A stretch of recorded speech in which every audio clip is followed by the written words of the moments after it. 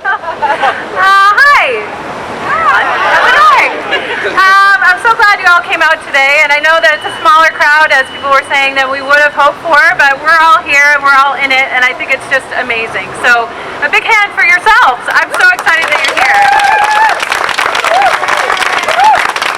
As many of you know, is with my work with Indivisible Rhode Island, I've worked over the past 5 months to make our senators work harder and be more bold in their work in Washington.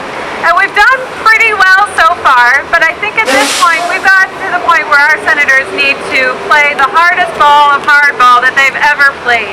This is no longer something where we can work together, as the song said. We're not going to be able to work together, and by working with the other side at this point, we're normalizing something that is absolutely abnormal.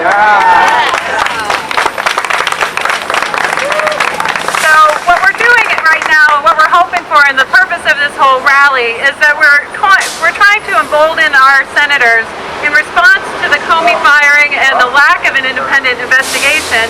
We want them to refuse unanimous consent.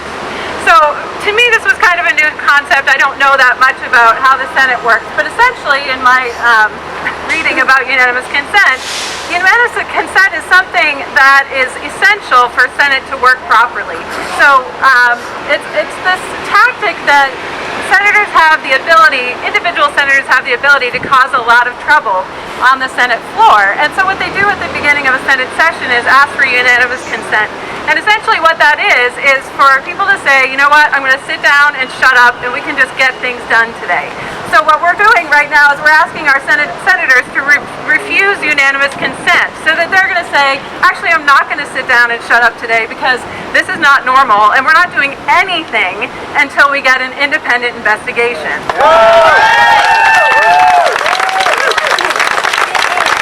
So a single senator, and we've seen a little bit of this week, a few senators have refused unanimous consent and have been causing a lot of trouble on the Senate floor, but we'd like our senators to come out and actually say proactively, this is the stand that I'm taking, this is not normal, and this is what we want to do. So even just a single senator doing this can delay Congress for days, and that's what we want to happen because we don't have a lot of power, and this is our power. We are in the minority in the Senate and in the House of Representatives, but this is one way that we can have a lot of power.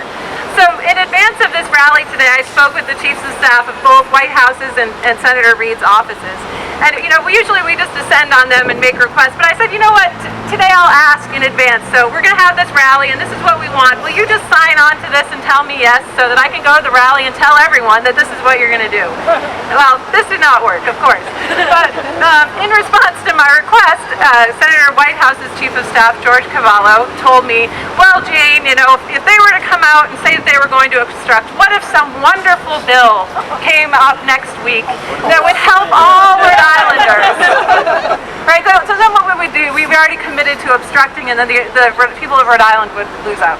You know, to me, these kinds of comments are talking about the weather when the house is on fire. I don't understand how we can take that kind of stance and do that sort of thing. So I told them that we would be holding our rally, and I understand their perspective, and we would be in touch with them in the future. So this is what our petition is all about, to let them know. And so the petition is right over there. Make sure you sign it if you haven't yet. And we'll be delivering that to our senators to pressure them. I also encourage you to call them as well. So one of the things I've been hearing a lot this week, and I'm sure you have as well, is that this situation really has a lot of parallels to Watergate. And one comment that I would make about that is that actually it's quite different because we don't have an independent investigation. So Watergate had an independent investigation that had the confidence of all Democrats and Republicans and the American people. This is why I'm not even sure that things will work out as well as they did for Watergate. You know, Bob Woodward was famously said at the time that we would never see another Watergate in his lifetime. And I tell you that actually we might not see another Watergate because it might not go as well. If we lose the confidence of the American people, where does our democracy go? So that's where, you know, demanding this independent investigation, shutting down the government until we get to that point is absolutely essential. We need to make people confident in our government again. So that's pretty much what I have to say for today. Thanks so much for coming.